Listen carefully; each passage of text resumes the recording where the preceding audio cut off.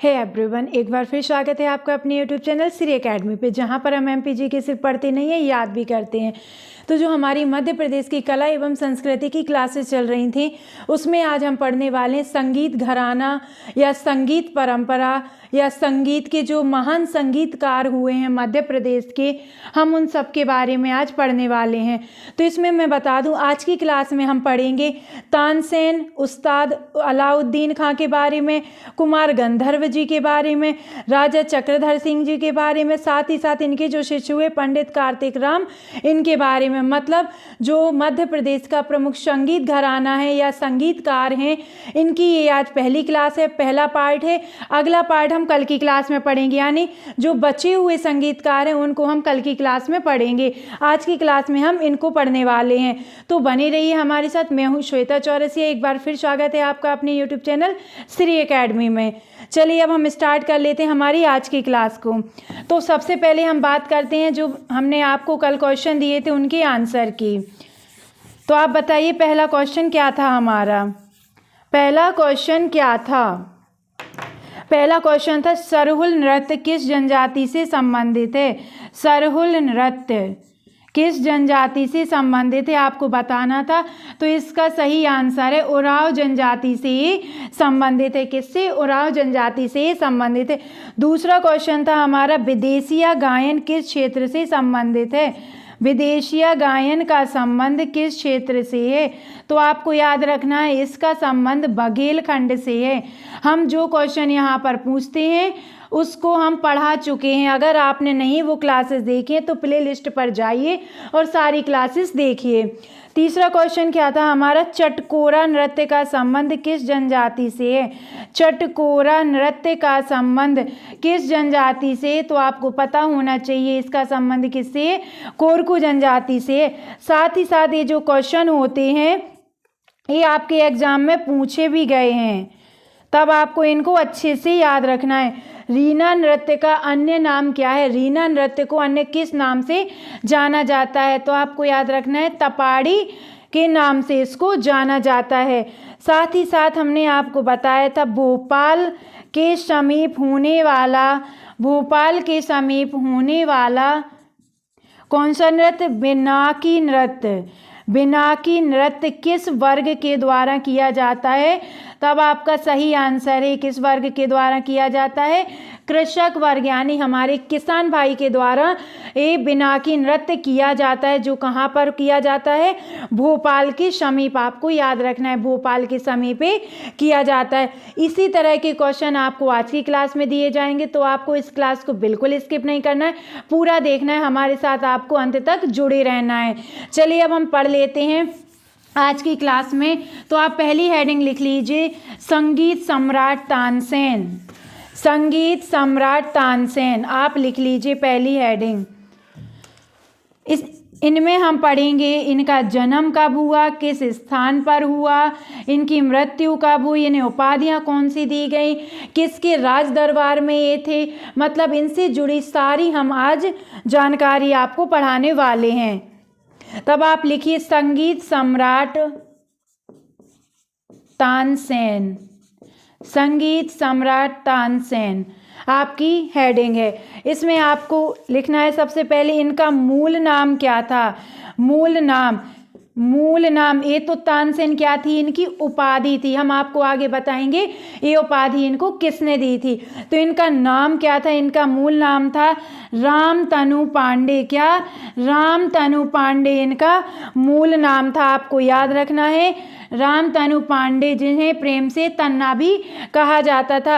अब हम बात करते हैं इनको तानसेन की उपाधि किसने दी। आपके एग्जाम में क्वेश्चन बन चुका है, तो आपको याद रखना है राजा रामचंद्र जी के द्वारा। राजा रामचंद्र जी के द्वारा इन्हें तानसेन की उपाधि दी गई, आपको याद रखना है। अब हम बात कर लेते हैं इन्होंने अपनी शिक्षा कहाँ ली। इन्होंने अपनी शिक्षा कहाँ ग्रहण की? तो आपको याद रखना है इन्होंने अपनी शिक्षा ग्वालियर जिले में ग्रहण की। कहाँ पर? ग्वालियर जिले में ग्रहण की। अगर आप हमसे पहली बार जुड़ रहे हैं और आपको ऐसी ही क्लासेस डेली चाहिए तो प्लीज़ आप चैनल को सब्सक्राइब कर लीजिए। साथ ही साथ हमारे वीडियो को लाइक कर दीजिए, ज़्यादा से ज़्यादा इसको शेयर कर दीजिए। अब हम पढ़ते हैं तानसेन का जन्म कब हुआ था। तानसेन का जन्म कब हुआ था? तो इनका जन्म हुआ था 1553 संवत में। इनके जन्म की अगर हम बात करें तो इनका जन्म हुआ था 1553 संवत 1553 में इनका जन्म हुआ था। अगर हम स्थान की बात करें किस स्थान पर इनका जन्म हुआ था, तब आपको याद रखना है ग्राम बेहट में। ग्राम बेहट में इनका जन्म हुआ था, जो किस जिले में आता है? ग्वालियर जिले में आता है। किस जिले में आता है? ग्वालियर जिले में। अब हम बात कर लेते हैं इनके गुरु की। इनके गुरु कौन कौन से थे? तो सबसे पहले तो नाम आपको याद रखना है स्वामी हरिदास जी। स्वामी हरिदास जी इनके गुरु थे। साथ ही साथ आपको याद रखना है गोविंद स्वामी। गोविंद स्वामी। साथ ही साथ आपको याद रखना है मोहम्मद गौश इनके गुरु थे। इसके साथ साथ इनके गुरु कौन थे तो आपको पता होना चाहिए, वक्ष इनके गुरु थे। वक्ष के अलावा इनके गुरु कौन हुए? कर्ण हुए। कर्ण के अलावा इनके गुरु और कौन हुए? मकरंद। मकरंद। साथ ही साथ इनके गुरु महूमूल थे। अगर इनके गुरु की बात करें, किनके? तानसेन जी के गुरु की बात करें तो आपको याद रखना है स्वामी हरिदास जी, गोविंद स्वामी, मकरंद इनके गुरु हुए। साथ ही साथ मोहम्मद गौश, बख्श, कर्ण, महमूल, ये इनके गुरुओं के नाम हैं। आपको याद रखना है इनके क्या हैं? गुरुओं के नाम हैं। अगला आप इनके बारे में लिखिए, विशेष लिखिए आप, विशेष। अगला लिखिए विशेष, यानी इनके जो महत्वपूर्ण फैक्ट हैं वो आप लिखिए। तो इनको सबसे पहले आश्रय किसने दिया, किनके संरक्षण में आए, तब आपको याद रखना है शेर शाह सूरी।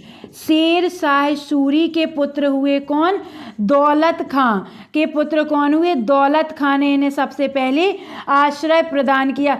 फिर इसके बाद ये रीवा के जो राजा रामचंद्र हुए उनके दरबार में गए। राजा रामचंद्र जी के दरबार में गए। फिर यहाँ से ये कहाँ जाते हैं? दिल्ली जाते हैं। फिर दिल्ली से इनको जो मुगल सम्राट अकबर थे वो इन्हें आश्रय प्रदान करते हैं, संरक्षण इन्हें प्रदान करते हैं। साथ ही साथ जो अकबर थे, अकबर ने इन्हें अपने 9 रत्नों में स्थान प्रदान किया।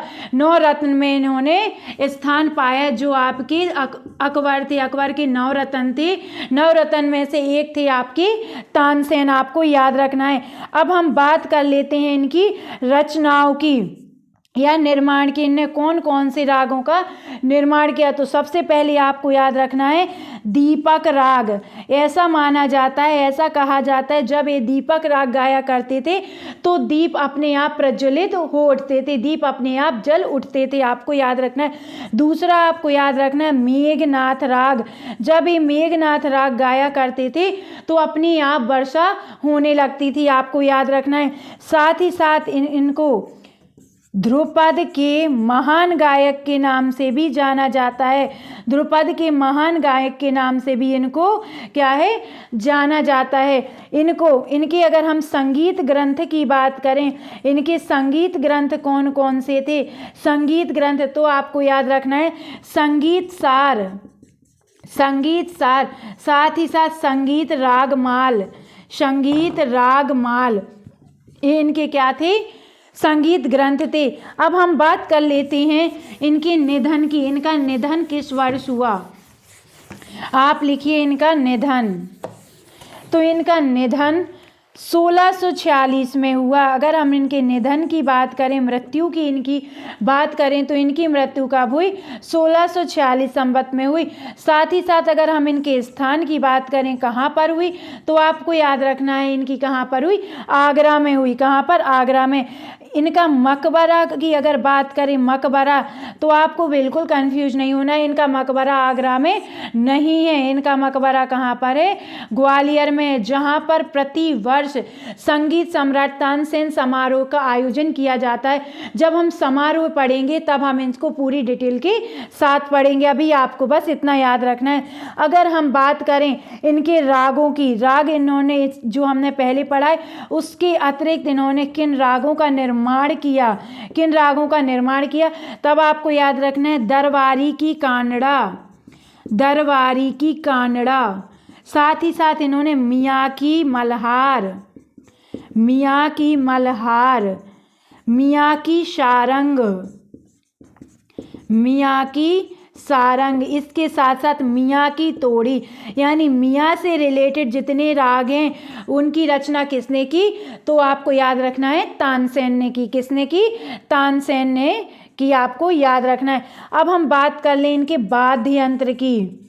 वाद्य यंत्र का जो इन्होंने विकास किया, तो इनके वाद्य यंत्र कौन सा, रबाब और वीणा, रबाब और वीणा आपको याद रखना है। इनके समारोह में आप इतना बस अभी याद रख लीजिए, इनके समारोह कहाँ आयोजन किया जाता है, ग्वालियर में। किस वर्ष से आयोजन शुरू हुआ, 1980 में। बाकी कितनी धनराशि हुई, अभी वर्तमान में किसे दिया गया, प्रथम किसको दिया गया था, सारी जानकारी जब हम समारोह पढ़ेंगे तब आपको बता दिया जाएगा। अभी आप पढ़ लीजिए इनके बारे में, बस इतना तानसेन के बारे में जितनी भी जानकारी बन सकती थी, जितने भी आपके एग्जाम में क्वेश्चन पूछ सकते थे, हमने उन सबको देख लिया है। आई होप आपने हमारे साथ नोट्स भी बना लिए होंगे। अगली हेडिंग आप लिखिए, उस्ताद अलाउद्दीन खां। क्या, उस्ताद अलाउद्दीन खां, उस्ताद अलाउद्दीन खां आपकी नेक्स्ट हेडिंग है। इनका सबसे पहले आपको याद रखना है जन्म स्थान, इनका जन्म स्थान, इनका जन्म स्थान आपको याद रखना है ग्राम शिवपुरा, ग्राम शिवपुरा। इनका जन्म स्थान आपको इसीलिए याद रखना है क्योंकि इनका जन्म स्थान मध्य प्रदेश नहीं है। ये भली मध्य प्रदेश के संगीत घराने से रिलेटेड है, लेकिन इनकी जो जन्म स्थली है वो मध्य प्रदेश नहीं है। कहाँ पर है आपको याद रखना है, ग्राम शिवपुरा, त्रिपुरा राज्य इनकी जन्म स्थली है। आपको याद रखना है त्रिपुरा इनकी जन्म स्थली है। आपको याद रखना है इनका जन्म स्थान मध्य प्रदेश नहीं है, भले ही ये मध्य प्रदेश के संगीत घराना से रिलेट करते हैं। इनकी अगर हम मृत्यु की बात करें तो इनकी मृत्यु कब हुई, तो इनकी मृत्यु आपको याद रखना है सितंबर 1972 में इनकी मृत्यु हुई। कब, सितंबर 1972 में इनकी मृत्यु हुई। अगर इनके बचपन का नाम पूछ लिया जाए, इनके बचपन का नाम क्या था, या आपसे पूछ लिया जाए आलम किसके बचपन का नाम था, तो आपको याद रखना है उस्ताद अलाउद्दीन खां के बचपन का नाम क्या था, आलम था। अगर हम इनके पिता की बात करें, इनके पिता का नाम क्या था, तो आपको याद रखना है इनके पिता का नाम था साधु खां। क्या, साधु खां इनके पिता का नाम था, आपको याद रखना है। अगर हम इनकी माता की बात करें, इनकी माता का नाम क्या था, तो आपको याद रखना है हरसुंदरी देवी इनकी माता जी का नाम था। अगर हम इनके गुरुओं की बात करें, इनके गुरु कौन कौन थे, इनके गुरुओं की बात करें तो आपको सबसे पहले याद रखना है नीतू गोपाल जी इनके गुरु थे, नीतू गोपाल। साथ ही साथ आपको याद रखना है नंद बाबू, नंद बाबू इनके गुरु थे। साथ ही साथ आपको याद रखना है हाबू दत्त जी इनके गुरु थे। कौन, हाबू दत्त जी इनके गुरु थे। साथ ही साथ इनके गुरु कौन थे, अहमद अली खां, अहमद अली खां इनके गुरु थे। इसके अतिरिक्त इनके गुरु कौन हुए, तो आपको याद रखना है उस्ताद वजीर खां, उस्ताद वजीर खां। इनसे इन्होंने सरोद वादक की शिक्षा ग्रहण की, सरोद वादक की शिक्षा ग्रहण की। इसके अतिरिक्त इनके गुरु कौन हुए, तो आपको याद रखना है इसके अतिरिक्त इनके गुरु दबाब, कहीं कहीं पर इनका नाम लिखा मिल जाता है रबाब, ठीक है, आपको याद रखना है। साथ ही साथ कौन थे, मोहर माँ, मोहर माँ आपको याद रखना है, कहीं कहीं इनका मिल जाता है मोहर खां इनके गुरु थे, मोह खां इनके कहीं कहीं कहीं मिल जाता है मोहर माँ, तो आपको याद रखना है ये इनके गुरु थे जिनसे इन्होंने क्या की, जिनसे इन्होंने ध्रुपद की शिक्षा ग्रहण की, ध्रुपद गायन की शिक्षा ग्रहण की, ये इनके गुरु थे, आपको यह नाम याद रखना है। अब हम बात कर लें इनके संरक्षण की, इनको संरक्षण किसने प्रदान किया, किसके संरक्षण में ये फले फूले, तो अब आप लिखिए इनके संरक्षण की। तो अब आपको याद रखना है संरक्षण इनको किसने प्रदान किया, संरक्षण इनको प्रदान किया जो मैहर है अपना सतना जिले में जो स्थित है मैहर, मैहर के जो महाराजा थे, कौन, महाराजा ब्रजनाथ सिंह। कौन? ब्रजनाथ सिंह ने इनको संरक्षण प्रदान किया। ब्रजनाथ सिंह ने इनको क्या किया? संरक्षण प्रदान किया। अगर हम इनकी उपाधियों की बात करें, उपाधि, इन्हें कौन कौन सी उपाधियों से नवाजा गया, तो आपको याद रखना है इनको भारत गौरव कहा जाता है। इनको भारत गौरव कहा जाता है। इनको आफताब हिंद कहा जाता है। आफतोश हिंद इनको कहा जाता है। साथ ही साथ आपको याद रखना है इनको संगीताचार्य कहा जाता है। संगीताचार्य इनको कहा जाता है। साथ ही साथ आपको याद रखना है इनको संगीत नायक भी कहा जाता है। आफताब हिंद इनको कहा जाता है, साथ ही साथ इनको संगीताचार्य कहा जाता है, साथ ही साथ इनको संगीत नायक कहा जाता है। अब हम बात कर लें इनके सम्मान की। इन्हें कौन कौन से सम्मान प्रदान किए गए, तब आपको याद रखना है इनको पद्म भूषण दिया गया। पद्म भूषण कब दिया गया, तो आपको याद रखना है 1958 में इनको पद्म भूषण दिया गया। और पद्म विभूषण इनको कब दिया गया? पद्म भूषण। तो अगर हम बात कर लें इनके पद्म भूषण की, पद्म विभूषण इनको दिया गया 1971 में, जस्ट इनकी मृत्यु के 1 साल पहले इनको दिया गया। कि कब? 1 साल पहले। पद्म भूषण 1958 में, पद्म विभूषण इनको 1971 में दिया गया। आपको याद रखना है। अब हम बात कर लेते हैं इनके विशेष तथ्य या महत्वपूर्ण अन्य तथ्य इनके कौन कौन से हैं जिनसे हमारे एग्जाम में क्वेश्चन पूछे जा सकते हैं।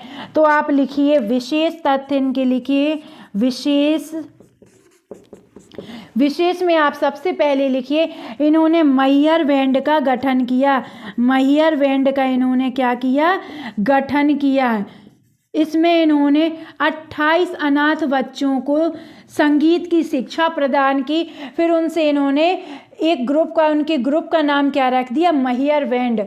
इसका इन्होंने गठन किया। इनको सरोद वादन में प्रसिद्धि प्राप्त थी। सरोद वादन में इनको प्रसिद्धि प्राप्त थी। अगर आपसे क्वेश्चन बन जाए आपके एग्जाम में उस्ताद अलाउद्दीन खां के किससे संबंधित थे, तब आपको याद रखना है ये सरोद वादन से संबंधित थे। अगला आप लिखिए इसमें वाद्य यंत्र। तो इन्होंने सुर सितार वाद्य यंत्र का निर्माण किया। सुर सितार, साथ ही साथ आपको याद रखना है चंद्र सारंग। क्या? चंद्र सारंग का इन्होंने निर्माण किया। इसके अतिरिक्त इन्होंने नव तरंग आपको याद रखना है। अब हम बात कर लें इनके शिष्य की। इनके शिष्य कौन हुए, तो इनके शिष्य हुए पंडित रविशंकर। इन्हीं से इनकी पुत्री का विवाह हो जाता है। और इनके बाद यही इनके जो मैयर घराना है उसको इन्होंने सहेजा। किसने? पंडित रविशंकर ने। अब हम बात कर लेते हैं इनके नाम से संगीत अकादमी की स्थापना की गई। संगीत अकादमी की इनके नाम से स्थापना की गई। किस वर्ष की गई? तो आपको याद रखना है 1979 में, जब हमने मध्य प्रदेश की महत्वपूर्ण संस्थाएं पढ़ी थी जो हमारी कला एवं संस्कृति से संबंधित थी, महत्वपूर्ण अकादमियां पढ़ी थी, तब हमने उसमें इस संगीत अकादमी को बहुत डिटेल के साथ पढ़ा है। अगर आपने वो क्लासेस नहीं देखी तो प्लेलिस्ट में जाइए, आप वो क्लासेस देख लीजिए। संगीत अकादमी की स्थापना 1979 में की गई। अगर हम बात करें उस्ताद अलाउद्दीन खां की कर्मस्थली, जन्मस्थली तो आपको हमने पहले पढ़ा दी। अब आपको याद रखना है इनकी कर्मस्थली। तो इनकी कर्मस्थली क्या है? मैहर इनकी कर्मस्थली है। इनको किस अन्य नाम से जाना जाता है? तो इनको बाबा के नाम से भी जाना जाता है। इनके बचपन का नाम तो हमने आलम पढ़ लिया, लेकिन इनको अन्य किस नाम से जाना जाता है? तो आपको याद रखना है इनको अन्य बाबा के नाम से जाना जाता है।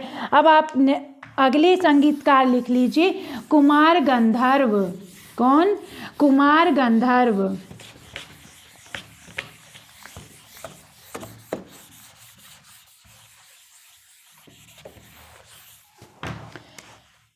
कुमार गंधर्व जी। कुमार गंधर्व कुमार गंधर्व की अगर हम जन्म की बात करें तो इनका जन्म हुआ था 1924 में, 1924 में इनका जन्म हुआ था। अगर हम इनके बचपन के नाम की बात करें, इनके बचपन का नाम क्या था, तो इनके बचपन का नाम क्या था, शिवपुत्र था। अगर हम इनकी मृत्यु की बात करें, इनकी मृत्यु कब हुई, तब आपको याद रखना है इनकी मृत्यु 12 जनवरी 1991 को हुई। अगर हम इनके पिता की बात करें, इनके पिता की बात करें तो इनके पिता का नाम था श्री सिद्धारमैया, श्री सिद्धारमैया। अगर हम इनके जन्म स्थान की बात करें, इनका जन्म स्थान क्या था, तो आपको इनके बारे में भी याद रखना है। भले ये हमारे मध्य प्रदेश के प्रमुख संगीतकार हैं, लेकिन इनका जन्म मध्य प्रदेश में नहीं हुआ।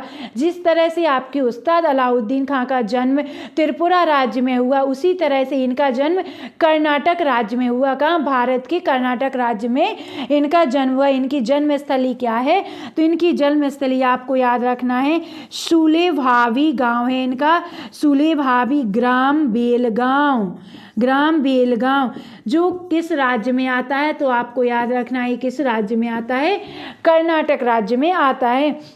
इनके पिता श्री सिद्धारमैया जी थे। अगर हम इनके गुरु की बात करें, इनके गुरु की बात करें तो आपको याद रखना है वी आर देवधर जी इनके गुरु थे। इनके अतिरिक्त इनके गुरु कौन हुए, तो आपको याद रखना है इनके अतिरिक्त इनके गुरु हुई अंजनी बाई, अंजनी बाई इनके अतिरिक्त गुरु हुई। इसके अतिरिक्त इनके गुरु कौन हुई, मातेकर, मातेकर, ये इनके गुरुओं के नाम हैं। अब हम इनकी रचनाएं पढ़ लें, इनने किसकी रचना की, तो इन्होंने अनूप राग विलास की रचना की। अनूप राग विलास की रचना किसने की, तो आपको अब पता चल गया है, कुमार गंधर्व जी ने आपके अनूप राग विलास की रचना की। अगर हम इनके सम्मान की बात करें, कुमार गंधर्व जी को किन किन सम्मान से नवाजा गया है, किस किस पुरस्कार से नवाजा गया है, तो आप देख लीजिए। सम्मान, इन्हें मध्य प्रदेश शासन द्वारा कालिदास सम्मान दिया गया। साथ ही साथ इनको आपको याद रखना है शिखर सम्मान भी दिया गया। कौन सा, शिखर सम्मान भी इनको दिया गया। साथ ही साथ इनको संगीत नाटक अकादमी पुरस्कार भी प्रदान किया गया। संगीत नाटक अकादमी पुरस्कार से भी इनको नवाजा गया। इसके अतिरिक्त इनको पद्म विभूषण से भी नवाजा गया। आपको याद रखना है पद्म विभूषण से भी इनको क्या किया गया, नवाजा गया। अब हम इनके बारे में विशेष पढ़ लेते हैं, यानी अन्य महत्वपूर्ण तथ्य कौन कौन से हैं, अन्य महत्वपूर्ण तथ्य कौन कौन से हैं। विशेष, तो विशेष में आप सबसे पहले लिखिए इन्हें संगीतविद, उन्हें पुरुषोत्तम, जो आपके संगीतविद थे इन्हें क्या कहते थे, इनको क्या कहते थे, पुरुषोत्तम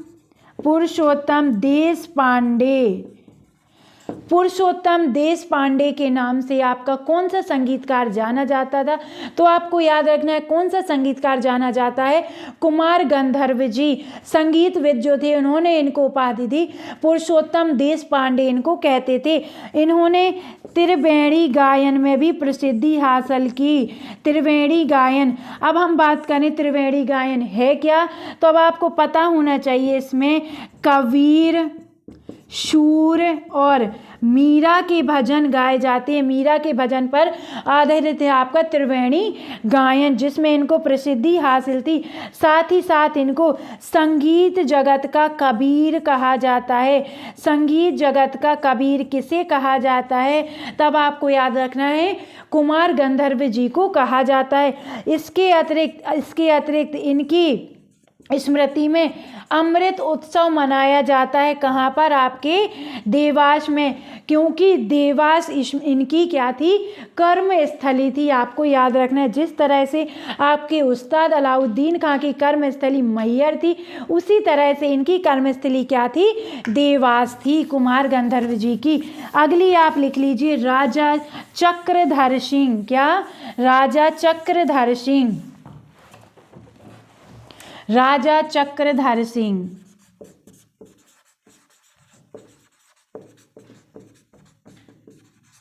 राजा चक्रधर सिंह। इनके जन्म की अगर हम बात करें तो इनका जन्म कब हुआ? 1905 ईस्वी में इनका जन्म हुआ। इनका जन्म कब हुआ? 1905 ईस्वी में। अगर हम इनकी मृत्यु की बात करें तो इनकी मृत्यु कब हुई? तो आपको याद रखना है 1947 ईस्वी में इनकी मृत्यु हो जाती है। आपको याद रखना है इनको तबला वादक सितार वादक में प्रसिद्धि हासिल थी। ये तबला वादक के साथ साथ सितार वादक भी थे। क्या थे? सितार वादक भी थे। इनके पिता का नाम क्या था? इनके पिता का नाम था नटवर सिंह। क्या?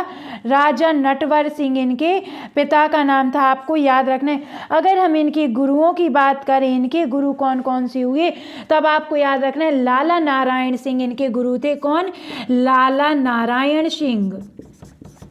लाला नारायण सिंह इनके गुरु थे। इनके अतिरिक्त इनके गुरु कौन हुए?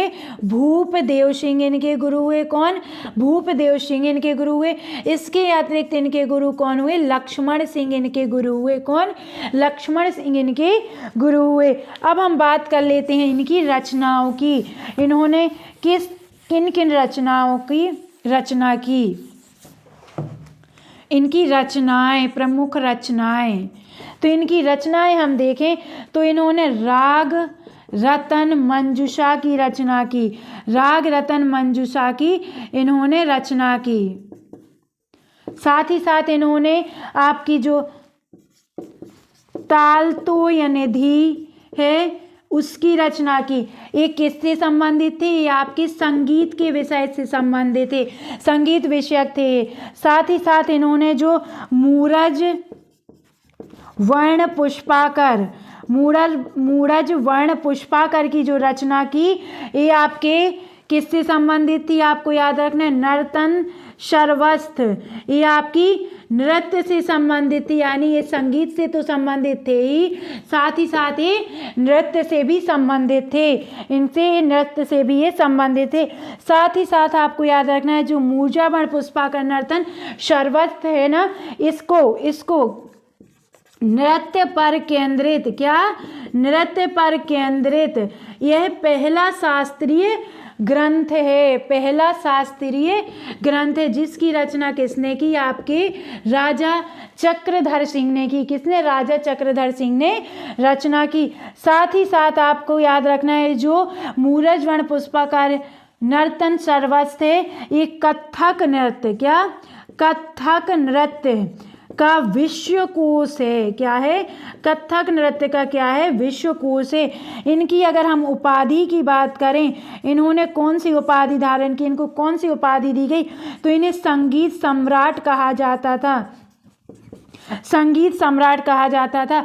साथ ही साथ हम बात करें राजा चक्रधर सिंह कौन थे? तो ये रायगढ़ के राजा थे। कहाँ के? रायगढ़ के ये राजा थे। रायगढ़ के ये राजा थे। साथ ही साथ आपको इनका याद रखना है, इन्होंने जो रायगढ़ में जो कथक घराना है, कथक घराने का जो जन्म माना जाता है वो किसने दिया माना जाता है? राजा चक्रधर सिंह से। किससे? राजा चक्रधर सिंह से। इनके शिष्य की अगर हम बात करें, इनके शिष्य कौन थे? तो नर्तक पंडित कार्तिक राम इनके शिष्य थे। अब आप लिख लीजिए अगली हेडिंग, पंडित कार्तिक राम। उससे पहले हम क्वेश्चन देख लें जिनके आंसर आपको कमेंट सेक्शन में बताना है और सही आंसर आपको कल की क्लास में पता चल जाएंगे। तो सबसे पहला क्वेश्चन आप लिखिए, लावनी किस क्षेत्र का लोकगीत है? इससे आपको पता चल गया लावनी क्या है। एक लोकगीत है जो आपको बताना है किस क्षेत्र से मध्य प्रदेश के संबंधित है। क्षेत्र से मतलब मालवा, निमाड़, बघेलखंड या बुंदेलखंड, किस क्षेत्र से संबंधित है आपको बताना है। दूसरा क्वेश्चन आप नोट कर लीजिए, जो स्वाधीन संग्रहालय है जो जिसे स्वराज भवन के नाम से भी जाना जाता है, ये मध्य प्रदेश के किस जिले में स्थित है आपको बताना है। अगला आप लिख लीजिए, देवी अहिल्याबाई संग्रहालय मध्य प्रदेश में कहाँ स्थित है आपको बताना है। साथ ही साथ आपको बताना है इसे किस वर्ष स्थापित किया गया, आपको ये बताना है। भारत भवन का निर्माण किस वर्ष हुआ आपको बताना है, और मध्य प्रदेश के किस जिले में स्थित है ये भी आपको बताना है। नेक्स्ट क्वेश्चन आप लिखिए, मध्य प्रदेश संस्कृत अकादमी कहाँ स्थित है, संस्कृत अकादमी कहाँ स्थित है आपको बताना है, और साथ ही साथ आपको बताना है इसकी स्थापना कब की गई। अगर आप इतने सरल क्वेश्चन के आंसर नहीं दे पा रहे हैं, आपको नहीं पता है, तब आपको बिल्कुल परेशान नहीं होना है। हमने ये सब कुछ आपको पढ़ा दिया है, आप प्लेलिस्ट में जाइए, वहाँ से सारी क्लासेस आप देख लीजिए, आपको बहुत अच्छे से सब कुछ याद हो जाएगा और सब कुछ आपको आने भी लगेगा। चलिए अब हम आज की क्लास को कंटिन्यू करते हैं। तब आप हेडिंग लिखिए पंडित कार्तिक राम। क्या लिखिए आप हेडिंग? पंडित कार्तिक राम।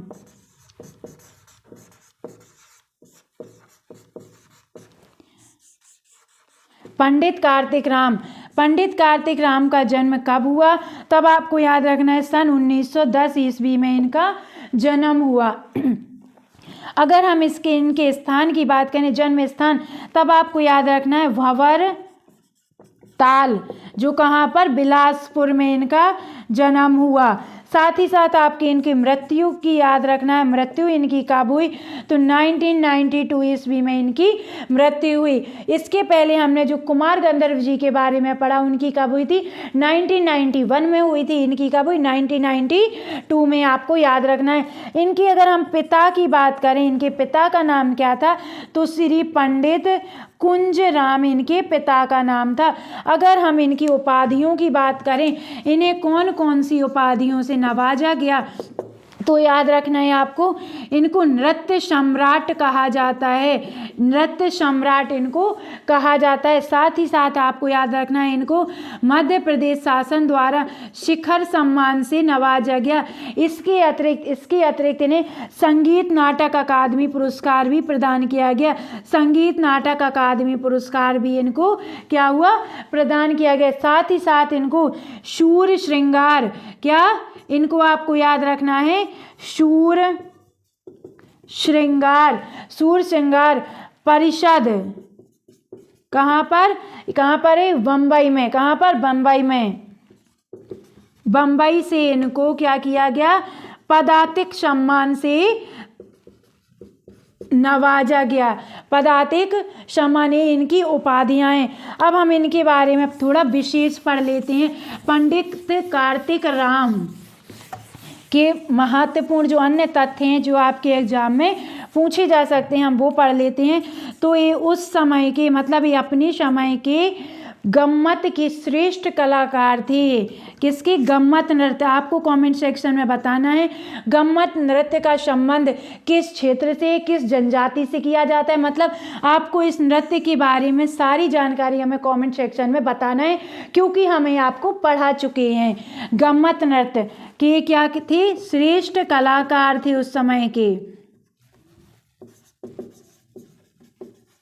साथ ही साथ आपको इनके बारे में एक अन्य तत्व ये याद रखना है, इनको नृत्याकार भी उस टाइम का कहा जाता था। साथ ही साथ इनको भजन में, गजल में और ठुमरी गायन में, मैंने आता आपको क्या रखना है? ठुमरी गायन में भी इनको प्रसिद्धि हासिल थी। साथ ही साथ आपको याद रखना है रायगढ़ घराने की विलक्षण विशिष्टम अति विलंबित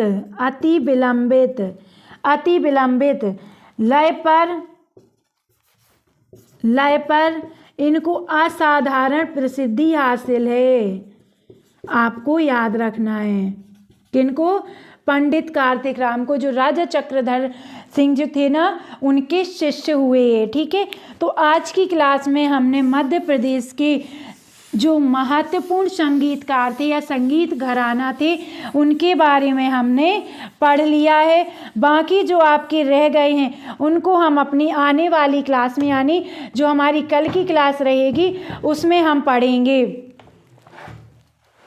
तो जो यहाँ पर आपसे क्वेश्चन पूछे जाते हैं वो आपके मध्य प्रदेश के किसी न किसी एग्जाम में पूछे गए हैं, तो आपको उन क्वेश्चन को अच्छे से याद रखना है। अगर आप वो नहीं बता पाते, आंसर आपको याद नहीं रहते, तो आपको बिल्कुल कंफ्यूज नहीं होना है। साथ ही साथ आप ये नहीं समझ पा रहे ये कहाँ से प्रश्न पूछे गए हैं, तब हम आपको ये सारे क्वेश्चन पहले पढ़ा चुके हैं, वो भी बहुत डिटेल के साथ सारे टॉपिक हमने कवर कर लिए। चाहे आपका लोक गायन हो, चाहे लोक नृत्य हो, चाहे आपका लोक नाट्य हो, यानी मध्य प्रदेश कला एवं संस्कृति से रिलेटेड जितनी भी आपकी क्लासेस हैं हम आप पढ़ा चुके हैं, आप उनको जाकर देखिए। साथ ही साथ हमने मध्य प्रदेश की हिस्ट्री को भी बहुत अच्छे से कवर किया है। साथ ही साथ हमने जो मध्य प्रदेश का इंट्रोडक्शन होता है, मध्य प्रदेश की जो क्लासेस होती है स्टार्टिंग वाली, उनको भी हमने पढ़ा है। तो आप वो जाके आप प्ले लिस्ट जाइए, प्ले लिस्ट में जाके देखिए, आपको जो भी इम्पोर्टेंट क्लास लगती है आप उनको प्लीज़ देखिए, क्योंकि हमने आपको यहाँ पर बहुत अच्छे से पढ़ाया। जो भी इंफॉर्मेशन आपको यहाँ पर दी जाती है वो एक बुक से नहीं होती, वो बहुत सारी किताबों से रिलेटेड होती है। इसलिए आपको इनको अच्छे से पढ़ना है, नोट्स भी बनानी है, पीडीएफ के भरोसे नहीं रहना है, आपको अपने नोट्स खुद तैयार करने हैं। चलिए अब हम मिलते हैं आपको अपनी कल की क्लास में। तब तक के लिए आप अपना ध्यान रखिए, स्वस्थ रहिए और खुश रहिए। नमस्कार दोस्तों, बाय बाय।